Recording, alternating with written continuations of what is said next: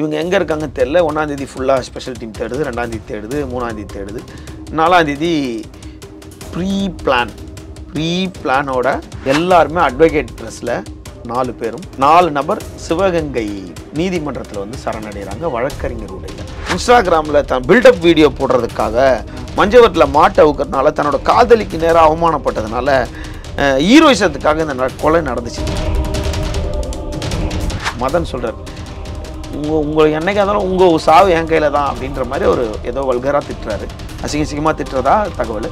அங்கே திட்டும்போது நம்மளே போடா அவனு மாதிரி எவ்வளோ பேரை பார்த்துக்கொண்டு இவனுங்களும் மாடை ஏற்றிட்டு நேராக அங்கேருந்து புறப்பட்டு வந்துட்டாங்க.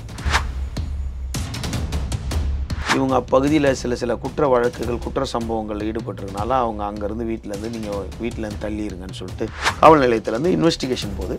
இன்வெஸ்டிகேஷன் போகும்போது இதில் யாரெல்லாம் சம்மந்தப்பட்டிருக்காங்க அப்படின்னு பார்க்கும்போது இந்த நவீனோட ஃபோன்லேருந்து ஒரு கால் வந்து இன்னொருத்தங்களுக்கு போயிருக்கு, ஒரு பெண்ணுக்கு கால் போயிருக்கு. அந்த பெண் பேர் அப்போது எப்படி இதுதான் அவங்கள பற்றி எல்லாரும் யோசிக்கப்பட யார் இவங்க, எப்படி இவங்களுக்கு இந்த ரூட்டு கிடச்சிச்சு?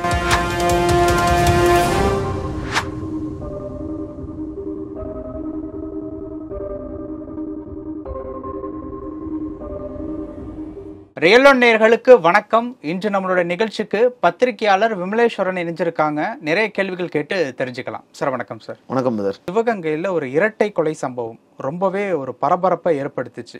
ஆனால் அந்த நேரத்தில் வந்து ஆம்ஸ்ட்ராங் அவர்களுடைய படுகொலை வந்து இந்த விஷயத்தை ஓவர்டேக் பண்ணதுனால அந்த விஷயத்தை பற்றி நிறைய பேர் வந்து பேசலை.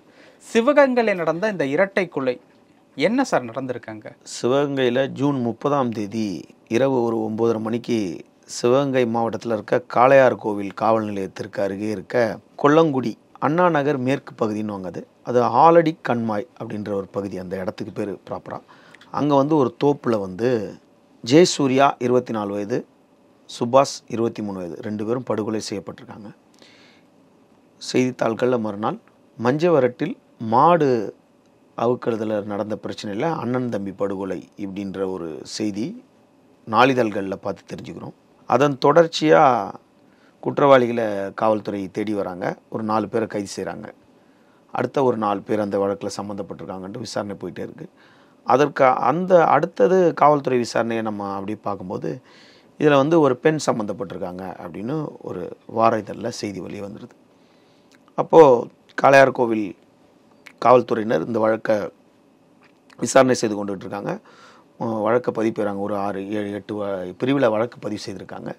பதிவு செய்யும்போது யார் இந்த ஜெயசூர்யா அப்படின்னு கேட்டால், மதுரை மாவட்டம் வாடிப்பட்டிக்கு பக்கத்தில் இருக்க கிரார்பட்டின்ற ஒரு ஊரை சார்ந்த ஆண்டிச்சாமி அவருடைய மகன், பெரிய மகன் தான் ஜெயசூர்யா. சின்ன மகன் வந்து சுபாஷ்ன்றவங்க. இவங்க அப்பகுதியில் சில குற்ற வழக்குகள் குற்ற சம்பவங்கள் ஈடுபட்டிருக்கனால அவங்க அங்கேருந்து வீட்டிலேருந்து நீங்கள் வீட்டிலேருந்து தள்ளிடுங்கன்னு சொல்லிட்டு சிவகங்கையில் வந்து ஒரு ஹோட்டலில் தெரிஞ்ச உறவினர் ஹோட்டலாக எந்த ஹோட்டல் தெரியல, அந்த ஹோட்டலில் அவங்க கொஞ்ச நாள் அங்கே தங்கி அங்கே பணி புரிஞ்சுக்கிட்டு இருக்காங்க. எந்த மாதிரியான குற்ற வழக்குகள் அவங்க மேலே?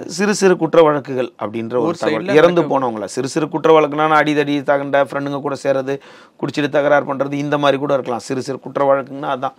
அந்த மாதிரி வழக்கில் அவங்க சம்மந்தப்பட்டு அங்கே வந்திருக்காங்க. இப்போது வந்து இந்த கொலைக்கு யார் எப்படி நடந்துச்சு அப்படின்னு விசாரணை செய்தால், ஜூன் மாதம் 22ஆம் தேதி சிவகங்கை மாவட்டம் கல்லளை அடுத்த பனங்குடின்ற ஒரு கிராமத்தில் வந்து மஞ்சவரட்டு போட்டி நடந்துபட்டுருக்கு. அந்த மஞ்சவரட்டு போட்டியை பார்க்குறதுக்காக இவங்க ஜெயசூர்யாவும் சுபாஷும் அங்கே போயிருக்காங்க. இவருடைய நண்பர் வந்து ராஜேஷ் அப்படின்ற ஒரு நண்பருக்காக இவங்க போயிருக்காங்க. ராஜேஷ்ன்றவர் அவருடைய மாட்டை கொண்டு போகிறாரு. அந்த மாட்டை வந்து அவர் அவுத்து விடும்போது அதை பார்க்குறதுக்காக இவங்க போயிருக்காங்க. இப்போது இங்கே எப்படி சம்பவம் நடந்திருக்கு அப்படின்னா, அதாவது நவீன்குமார் அப்படின்ற ஒரு பையன், 19 வயது பையன். அவர் வந்து அவன் தந்தை பேர் சிவாஜின்றவர். அவர் வந்து அங்கே வராரு. அவருடைய நண்பர் இன்னொருத்தர் இருக்கார், சூர்யான்னு சொல்லிட்டு, கல்லல் கிராமத்தை சேர்ந்தவர். அவருடைய மாடு அவுக்கிறதுக்காக அந்த மாடை பிடிக்கிறதுக்காக வராரு. அவர் வந்து தேவக்கோட்டையில் ஒரு கல்லூரியில் 1ஆம் ஆண்டு BCA படிச்சுட்டு அதை அப்படியே டிஸ்கனெக்ட் ஆகிடுறாரு. டிஸ்கனெக்ட் ஆகிட்டு அவர் மஞ்சவரட்டு ஜல்லிக்கட்டுன்னு இப்படியே சுற்றிக்கிட்டே இருக்காரு. சரி, பனங்குடியில் மஞ்சவரட்டு நடக்குது, தேவக்கோட்டையிலேருந்து அங்கே வர்றாரு. கல்லல்ல அவங்க நண்பரோட மாடு சூர்யான்ற ஒரு மாடை அவுக்கிறதுக்காக அங்கே வர்றாரு. அப்போ இந்த இடத்துல அந்த சூர்யான்ற ஒரு மாடை அவுக்கப்படுறாங்க. இப்போ 3வது ஒரு நபர் எங்கன்னு கேட்டால், இந்த கொலை நடந்துச்சுல்ல, இந்த கொலை நடந்த இடம் வந்து ஒரு தோப்பு, அது ஒரு குத்தகை எடுத்திருக்காங்க. அது நவீன் ஒரு பையனுக்கு சொந்தமான தோப்பு, சொந்தமானதில் அவரோட குத்தகையில் இருக்க தோப்பு. அந்த தோப்புலேயும் மாடு வச்சு பராமரிக்கிறாங்க. அந்த மாடு வச்சு பராமரிக்கிற இடத்துல தான் கொலை நடந்திருக்கு. அந்த நவீனும் மாடை அவுக்கிறதுக்கு அங்கே போயிருக்காரு. இப்போ இந்த 3 பேரும் மாடை அவுத்து விட்டுட்டு இருக்கும்போது அங்கே வந்து மாடு பிடிக்கிறதுக்காக மதன் என்பவர் வந்து தன்னுடைய காதலியும் கூட்டிகிட்டு வந்திருக்கார். மதுமதின்ற தன்னோட காதலியும் கூட்டிகிட்டு வந்திருக்காரு. அப்போ இந்த மாடை பனங்குடி மஞ்சவரத்தில் 22ஆம் தேதி மாடை அவுத்துருக்காங்க. 22ஆம் தேதி நடந்த ஜல்லிக்கட்டில் மாடை அவுத்துருக்காங்க. அவுத்துட்டு இருக்கும்போது அவர் விதியை மீறி பிடிக்கிறது தெரிஞ்சிருக்கு. அதாவது மதன், அவர் பேர் வந்து மதன் என்ற சுல்லான் மதன். இவரும் இவரோட நண்பர்களும் 4-5 பேரும் வந்து மாடை பிடிக்கிறதுக்கு விதியை மீறி பிடிச்சிருக்காங்க. அப்பெல்லாம் பிடிக்கக்கூடாதுன்னு அவங்க தகராறு பண்ணும்போது வாய் தகராறு ஏற்பட்டிருக்கு. உடனே இதெல்லாம் இல்லை, நீங்கள் மாடை கொடுத்து தான் ஆகணும்போது அப்பகுதியில் பார்வையாளர்கள் எல்லாரும் என்ன பண்ணியிருக்காங்க, இந்த மாட்டுக்காரங்களுக்கு சப்போர்ட் பண்ணியிருக்காங்க. என்ன நீ இப்படி பண்ணுற அப்படின்னு சொன்னால் அங்கே ஒரு கைகலப்பு ஏற்பட்டிருக்கு. கைகலப்பு ஏற்பட்டோன்னே இந்த மதன் என்ற சுல்லான் மதன் வந்து ரொம்ப ஆக்ரோஷமாக இமோஷன் ஆகி ஒரு மாதிரி பேசினோன்னே நம்ம தகவல் படி அங்கே இருக்கவங்க எல்லாரும் செமையாக வெளுத்து வாங்கியிருக்காங்க, அவரை அடிச்சிருக்காங்க. அதாவது எல்லாரும் சேர்ந்து ஒருத்தரை அடிக்க முடியாது. இவர் ஒருத்தர் ஏதோ தப்பு பண்ணதுனால தான் அங்கே ஒரு மாடை வந்து அஃபென்ஸ் ஆக்கியிருக்காரு. மாட்டுக்காரங்களை திட்டிருக்காங்க, ஏதோ ஒரு வார்த்தையை சொல்லியிருக்காரு. அப்போ ஒரு கைகலப்பானோன்னா இந்த ஜெயசூர்யா சுபாஷ் இவங்க 2 பேரும் என்ன பண்ணியிருக்காங்க, இந்த நவீனை தாக்க போயிருக்காங்க. யாரு இவங்க? நவீனை வந்து மதன் தாக்க போயிருக்காரு. இப்போ நவீனை பாதுகாக்கிறது இவங்க போயிருக்காங்க. இருங்கன்னு சொல்லிட்டு இவனுங்களே ஏற்கனவே சில்லற பிரச்சனையில் வழக்கு சந்திச்சு சிறு பிரச்சனை இருக்கான்னு நான் தான்ற ஒரு இமோஷன் இருக்கும்ல, இப்போ அவனுக்கும் நான் தான் ஒரு இமோஷன் இருக்கும். இவங்க 2 பேரும் ஃபைட் பண்ணுறாங்க. மாட்டுக்காரனுக்கு உதவியாக வந்தவனும் சண்டை போடுறான், மாடை பிடிக்க வந்தவனும் சண்டை போடுறான். மாட்டுக்காரனுக்கு உதவியாக வந்தவன் மாட்டுக்காரனுக்காக சப்போர்ட் பண்ணுறான். இப்போ இவங்க வேண்டான்னு நிப்பாட்டிட்டு அந்த மாடை கொண்டு வந்து டாடா ஏஸில் ஏற்றுறதுக்கு வராங்க. ஏற்றிட்டு வரும்போது அங்கே ஒரு 2 பேருக்கும் திரும்ப ஸ்ட்ரகிள் ஏற்படுது, வாக்குவாதம் முத்தினோடனே. அப்போ அங்கே மதன் சொல்கிறார், உங்கள் என்னைக்காக இருந்தாலும் உங்கள் சாவு என் கையில் தான் அப்படின்ற மாதிரி ஒரு ஏதோ வல்கராக திட்டுறாரு, அசிங்கமாக திட்டுறதா தகவல். அங்கே திட்டும்போது நம்மளே போடா அவனு மாதிரி எவ்வளோ பேரை பார்த்துருக்கோண்டு இவனுங்களும் மாடை ஏற்றிட்டு நேராக அங்கேருந்து புறப்பட்டு வந்துட்டாங்க. இதுதான் அங்கே நடந்தது. நடந்த உடனே ஒரு வாரம் கட் பண்ணி ஒரு வாரம் பொறுத்து 30ஆம் தேதி அன்று ராமநாதபுரம், அதாவது ராமநாதபுரத்தில் வந்து ஒரு ஊரில் வந்து வாடி மஞ்சவட்டு நடக்குது, ராமநாதபுரம் டிஸ்ட்ரிக்டில். அந்த மஞ்சவட்டில் போயிட்டு இவர் தேடுறாரு. யாரை? மதன் வந்து தேடுறாரு, இந்த குரூப்லாம் வந்திருக்கான்னு பார்த்தா இவங்க மாடெல்லாம் எங்கேயும் போகல, இவங்க மாடை எடுத்துகிட்டு போகல. இவங்க என்ன பண்ணியிருக்காங்க, இந்த ராஜேஷ் இருக்கார்ல, இந்த ராஜேஷ் வந்து அவருடைய மாமாவோட பைக்கில் கூட 2 பேரை கூட்டிகிட்டு போகிறார். இந்த ராஜேஷையும் நவீனையும் கூட்டிகிட்டு போகிறார். நவீன் வந்திருக்காரு, இவங்கெல்லாம் ஃப்ரெண்டு தானே, நவீன் வந்திருக்காரு, வாங்க பைக்கில் போயிட்டு வரலான்ட்டு போயிட்டு அங்கே நிப்பாட்டியிருக்காங்க. ஆக்சுவலாக அந்த இடத்துக்கு ஒரு இருசக்கர வாகனத்தில் அண்ணன் ஜெயசூர்யாவும் தம்பி சுபாஷும் அந்த கொலை செய்யப்பட்ட இடம் இருக்கு பார்த்தீங்க, அங்கே வந்திருக்காங்க. இப்போ சாயந்தரம் ஒரு 6 மணிக்கு வந்திருக்காங்க. 7 மணிக்கு பின்னாலேயே ராஜேஷும் நம்ம நவீனும் வந்திருக்காங்க. இவங்க 4 பேரும் அப்படியே உட்காந்து பேசிகிட்டே இருந்திருக்காங்க. ராஜேஷ், நவீன், இந்த சுபாஷ் இவங்கெல்லாம் பேசிகிட்டே இருக்கும்போது நடுவில் இன்னொருத்தர் ஒரு நண்பரும் வந்திருக்காரு. இவங்க 5 பேர் பேசிகிட்டே இருந்திருக்காங்க. அப்போ அங்கே மாடெல்லாம் கட்டின்றதுக்கு மஞ்சவரட்டு சம்மந்தமாக இப்படி மாடை வைக்கிறது அப்படின்னு பேசிக்கிட்டே இருக்கும்போது ஒரு 7 மணி 8 மணி ஆகட்டும் இருட்டாகும் போது அவங்க அங்கேயே பேசிகிட்டு இருந்தாங்க. இவங்க பேசிகிட்டு இருந்தாங்கன்னு ஒரு தகவல் இருந்தாலும் இவங்க அங்கே மது அருந்தி இருக்கிறதுக்கும் வாய்ப்பு இருக்குது அப்படின்னா இவங்க எல்லாருக்குமே 23 வயசுக்கு மேலேயே கிடையாது. எல்லாம் 19, 20, 21, 23 இப்படி இந்த வயசு தான். இப்போ இவங்க பேசிகிட்டே இருக்கும்போது சரி வாடா அப்படின்னு சொல்லிட்டு அங்கே ஒரு பந்தல் மாதிரி போட்டிருக்காங்க, மாடு கட்டியிருக்கு, அதில் ஒரு கட்டில் போட்டு வச்சுருக்காங்க. அந்த கட்டில் ஏறி படுத்துட்டு தோப்புக்குள்ளே ஒரு யங்ஸ்டர் வந்து அங்கே என்ன பண்ணியிருப்பாங்க, வெறும் யங்ஸ்டர் தான், அங்கே யாரும் லேடிஸ்லாம் இல்லை, வெறும் யங்ஸ்டர். இப்போ அவங்க ஃபுல்லாக அப்படியே அங்கே இருந்துகிட்ருக்காங்க. இந்த டைமில் ஒரு 4 பைக் வருது. வந்தவுடனே அந்த பின்னாடி இருக்க கம்மாய்க்குள்ள வண்டியை நிப்பாட்டிட்டு அப்படியே கரை மேலே ஏறி அப்படி இறங்கியிருக்காங்க. இறங்கும்போது பார்த்தா யாரான்னு பார்த்தா அந்த நவீனுக்கு தான் மட்டும்தான் மதன் பழக்கமான நபர். தேவக்கோட்டையில் இருக்க நவீனுக்கு மட்டும்தான் மதன், சுல்லான் மதன் முன்பே தெரிஞ்ச நபர். இவங்க எல்லாருக்கும் பகையாளி தானே மதன். உடனே இறங்குறாருன்னு பார்க்கும்போது அவர் இறங்கும் போதே என்ன பண்ணியிருக்காரு, இவங்க எல்லாரையும் சுற்றி வளைச்சிட்டு இருக்காங்க. இந்த 5 பேரையும் சுற்றி வளைச்ச உடனே எல்லாரும் கத்தி வச்சுருந்துருக்காங்க. வச்சிட்டு இருந்த உடனே ஒரு அவங்க அதான் 7-8 பேர் சுற்றி வளைச்சிருந்தோம். இவங்க கட்டி வச்சிருந்த உடனே ராஜேஷ் ஓடிட்டார். ராஜேஷ் ஓடினதுக்கப்புறம் இந்த பக்கம் நவீன் ஓடி போய் பதுங்கிட்டார். இன்னொரு நபரும் ஓடிட்டார். அப்போ வகையாக வந்து ஜெயசூர்யாவும் சுபாஷும் மாட்டிக்கிட்டாங்க. மாட்டின உடனே ஜெயசூர்யாவை கொடூரமாக வெட்டுறாரு. கொடூரமாக வெட்டி போடுறாங்க. தலை, கை, பின்னாடி கழுத்து, காலு எல்லாம் கொடூரமாக வெட்டிடுறாங்க. சுபாஷ் அவருடைய தம்பி, அவரையும் கழுத்துக்கு பின்பக்கம், கழுத்து, தலை, ஜெயசூர்யாவை தலையிலேயே நிறைய வெட்டிடுறாங்க. இப்படி வெட்டிட்டு அவங்க பாட்டு அப்படியே சுற்றி பார்த்துட்டு இவங்க போயிடுறாங்க. இதுக்கு நடுவில் அந்த தடுக்க முடிந்த நவீன் இருக்கார் பார்த்தீங்களா, அவருக்கு மட்டும் உள்ளே வரும்போதே அவருக்கு முதுகில் வெட்டுலாம் பட்டுருக்கு. அவர் ஸ்ட்ரகிள் பண்ணுறார். அவர் டக்குன்னு முதுகில் வெட்டினோன்னா அவர் வளைஞ்சு ஓடிட்டு இருக்கார். அவர் முதுகில் வெட்டுப்பட்டுருச்சு அப்படின்ற ஒரு தகவல் நம்மக்கிட்ட இருக்குது. அது உறுதி செய்ய முடியல. இப்போது இவங்கெல்லாம் போய் பதுங்கிட்டாங்க. இந்த சம்பவம் ஒரு 8:39, 9:30 நடக்குது. ஒன்று இவங்க அப்படியே எழுந்துச்சு வெளியே வராங்க. கொஞ்ச நேரம் பொறுத்து வராங்க, யாருன்னா இருக்காங்களா அப்படின்னு பார்த்தா யாரும் இல்லைன்னு உடனே அங்கே பைக்கை ஸ்டார்ட் பண்ணிவிட்டு ராஜேஷும் நவீனும் காளையார் கோவில் காவல் நிலையத்துக்கு போகிறாங்க. போயிட்டு ஐயா இந்த மாதிரி சம்பவம் நடந்துருச்சு, இந்த மாதிரி கொலை நடந்துருச்சு அப்படின்னோடனே உடனே அங்கேருந்து ஆஸ் யூஷுவல் காவல்துறை என்ன பண்ணும், போலீஸு, ஸ்பெஷல் இவங்கெல்லாம் வருவாங்க, எஸ்ஐ, எஸ்எஸ்ஐ, இவங்க எல்லாருமே வந்து அந்த இடத்த வந்து இன்ஸ்பெக்ஷன் எல்லாம் பார்த்து உடற்கூறு ஆய்வுக்கு என்னென்ன பண்ணணுமோ அதை எல்லாத்தையும் ரெடி பண்ணிகிட்டு இருக்கும்போது இந்த டீம் அப்போ மறுநாள் காலைல பேப்பரில் மஞ்சவட் நடந்த கலவரத்தில் அண்ணன் தம்பி 2 பேர் படுகொலைண்டு நைட்டு நடந்தனால காலையில் சமூக ஊடகங்கள்லையும் இதுலேயும் அப்படி தான் வந்துச்சு. அதன் தொடர்ச்சியாக இன்வெஸ்டிகேஷன் காவல்துறை காளையார் கோவில் காவல் நிலையத்திலேருந்து இன்வெஸ்டிகேஷன் போகுது. இன்வெஸ்டிகேஷன் போகும்போது இதில் யாரெல்லாம் சம்மந்தப்பட்டிருக்காங்க அப்படின்னு பார்க்கும்போது இந்த நவீனோட ஃபோன்லேருந்து ஒரு கால் வந்து இன்னொருத்தங்களுக்கு போயிருக்கு. ஒரு பெண்ணுக்கு கால் போயிருக்கு. அந்த பெண் பேர் மதுமதியின் பேர். அந்த பெண் யார் அப்படின்னு கேட்டால் அந்த பெண் வந்து ஆக்சுவலாக பார்த்தீங்கன்னா சிவகங்கை சாஸ்திரி தெருவை சேர்ந்த ஒருத்தர் சொல்கிறாங்க, வாணிக்கருப்பு அப்படின்ற ஒரு மனைவி அப்படின்றாங்க.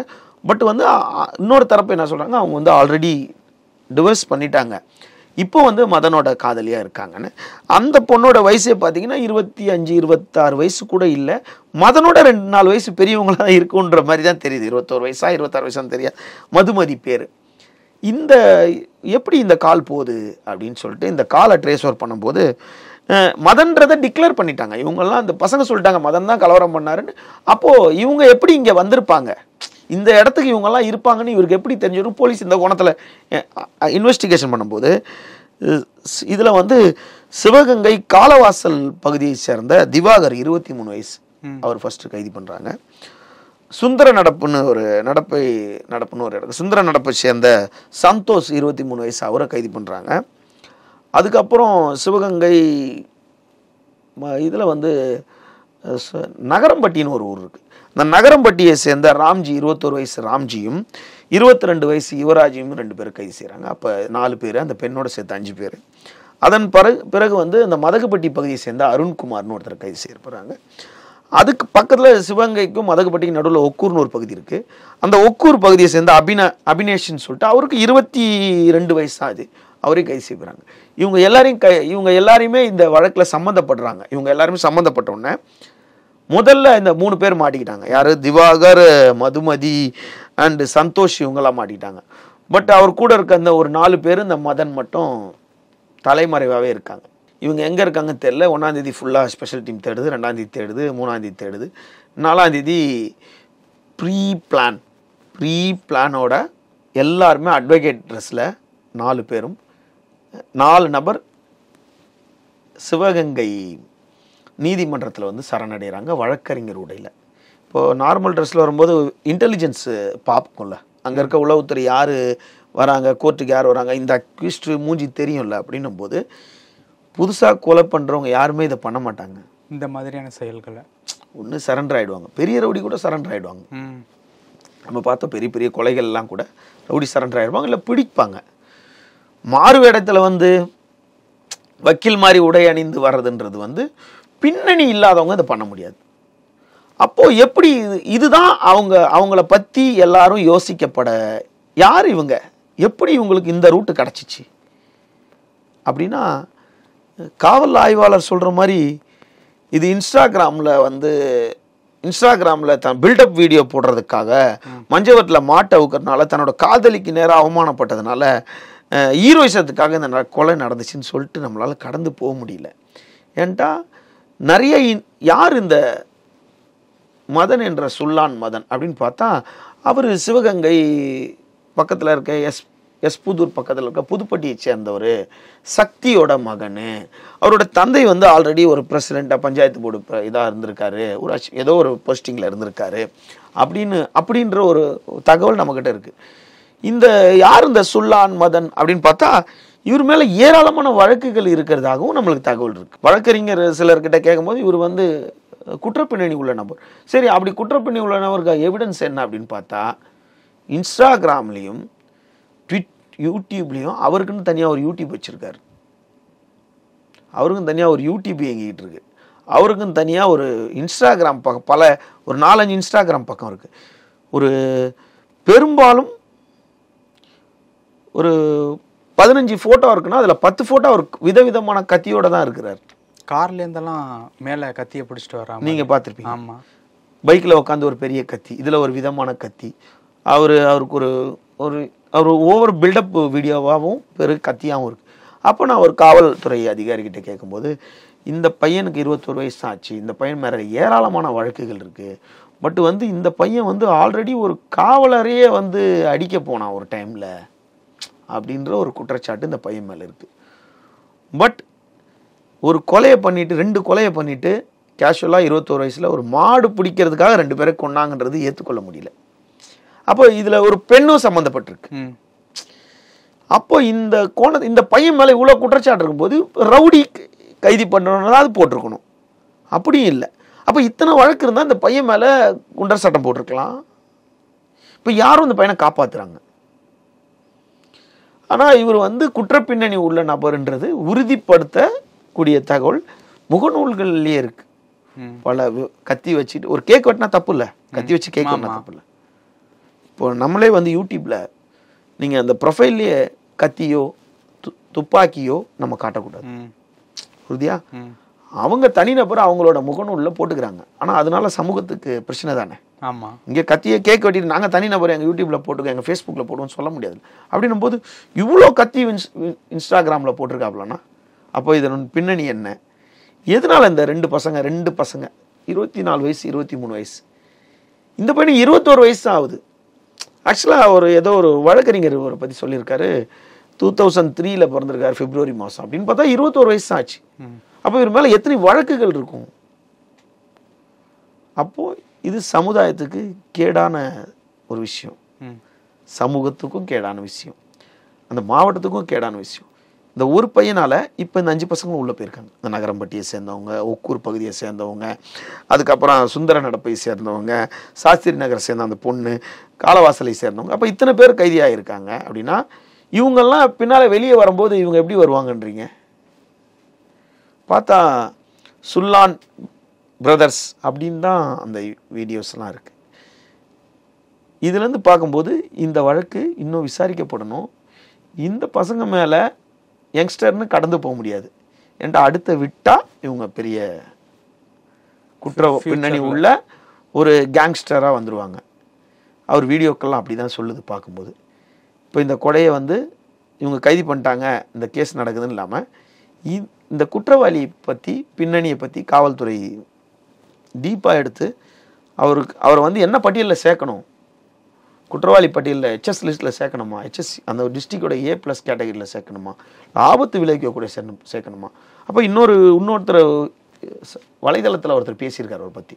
அவருக்கு வந்து ரொம்ப பாசத்தான் அவரை இப்படி கெடுத்துருச்சு, அவரோட மாமாங்கள் தான் அவருக்கு கெடுத்துருக்காங்க. அவங்க மாமா சிவகங்கை கொட்டக்குடி பகுதியில் போயிட்டே இருக்காரு, அந்த டைமில் கூட வரவன் பார்த்து போயான்னு சொன்னதுக்காக அங்கேருந்து அவருக்கும் வாக்குவாதம் ஏற்பட்டிருக்கு. யாரோ ஃபோன் பண்ணி உங்கள் மாமா ஒருத்தன் இப்படி பேசிட்டான்னு சொல்லு, நேராக வந்து அந்த பையனை வெட்ட போகிறாப்புல அப்படின்னா அப்போ அந்த பையன் பார்த்தா கூட வெட்டுவான் போல இருக்கு. இது வந்து எங்கேருந்து உருவாகுது? தான் ரவுடி ஆகணும். அப்போ அந்த ட்ரெஸ்ஸெல்லாம் பார்த்தீங்கன்னா இந்த பையன் திருச்சியை கூட தாண்டி இருக்க மாட்டான். அப்போ சென்னையில் எவ்வளோ பசங்க இருக்காங்க, எவ்வளோ பேர் இருக்காங்க. அப்போது இதை வந்து ஆபத்தை விளைவிக்கக்கூடாது. இந்த வழக்கை முழுமையாக ஆய்வு செய்து இந்த குற்ற பின்னணி உள்ள அவர்களுக்கு உரிய தண்டனை வாங்கி தரணுன்றது அப்பகுதியில் இருக்க மக்களாலையும் அந்த பனங்குடி ஜல்லிக்கட்டில் இந்த சம்பவத்தை பார்த்தவர்கள் கேள்விப்பட்டதன் விவரத்தை நம்ம இந்த நேர்காணல் மூலிமா தெளிவுபடுத்துகிறோம். சரி, இப்போ இந்த வழக்கு இதை பொறுத்த வரைக்கும் அவங்க காதலிக்கு முன்னாடி அந்த பையனை அடித்தது தான் இதில் உண்டான மெயின் கோபமாக அவருக்கு மாறுதோ சுல்லான் மதன் அவர்களுக்கு? ஏன்னா அந்த வயசை பொறுத்த வரைக்கும் அந்த பெண், அதான் நான் சொல்லிட்டேன், ஹீரோயிசம். ஹீரோ ஹீரோ அடி வாங்குறத வந்து யாரும் ஒத்துக்க மாட்டாங்க. அப்போ நான் தான் டாப்பு அப்படின்ற ஒரு நான் தான்ற ஒரு கர்வம், நான் தான்ற ஆணவம், இது எல்லாத்தையும் ஒரு மனுஷன் அழிச்சிடும். அந்த பையனுக்கு 21 வயசில் இவ்வளோ எங்கேருந்து வந்துச்சு? இவ்வளோ ஒரு ஒரு அவ்வளோ புனிதமான தாய் தந்தைன்னு நினைக்கிறேன். நம்ம அப்படி தான் சொல்லணும். 100 கத்தி போட்டு வீடியோ போடும்போது அதை அவங்க சொந்த பந்தம் ஒருத்தர் கூட கேட்காம, இப்போ இன்ஸ்டாகிராமில் நான் போய் சொல்லலையே, போய் பார்த்துக்க. அப்போது இந்த வீடியோ அவரை கேங்ஸ்டராக உருவாக்குறது இல்லை, அவர் கேங்ஸ்டராக உருவாக்காமல் இருக்கிறதுக்காக தான். இது அவேர்னஸ் வீடியோ தான். அது சிவகங்கை மாவட்டத்தில் ஒரு ரவுடி உருவாயிடக்கூடாதுன்றதனுடைய காரணத்துக்காக தான் அந்த நேர்காணல். இல்லை, மதுமதி அப்படிங்கிறவங்க வந்து ஏற்கனவே ஒருத்தரோட திருமணமாகி பிரிஞ்சு வந்தவங்க அப்படிங்கிற மாதிரியான தகவல்களும் நம்மளுக்கு தகவல். இந்த சுல்லான் மதனுக்கு கூட திருமணம் ஆயிடுச்சு 2023 பிப்ரவரி மாதம் முதல் வாரத்தில் ஆயிடுச்சு. 2வது வாரமே, ஆமாம் 2வது வாரத்திலே ஒரு சம்பவத்தை பண்ணிட்டாரு அப்படின்னு நம்ம கேள்விப்பட்டோம். பின்னணியில் சுல்லான் அவர்களுக்கு வேற ஏதாவது வழக்குகள் எதுவும் இருக்கா? இல்லை இந்த வழக்குகள் இருக்கான்னு காவல்துறை வழக்குகள் நிறையா இருக்குன்றத சமூக வலைதளத்தில் வழக்கறிஞர்களே சில பேர் சொல்லியிருக்காங்க. காவல்துறை வந்து அதை விசாரிக்கணும். அதை ஒரு மறைக்கப்பட்ட ஒரு செய்தி அப்படிங்கிற மாதிரி தான் இந்த ஒரு வழக்கு வந்து எனக்கு கேட்கும்போது வந்து தெரியுது. ஸோ நிறைய விஷயங்கள் இல்லை, அபட்டமாகவே தெரியுது. அதன் காரணமாக தான் இந்த வழக்கை எடுத்து நம்ம பேசுகிறோம். ஸோ உங்களுடைய நேரத்துக்கு ரொம்ப நன்றி. நன்றி.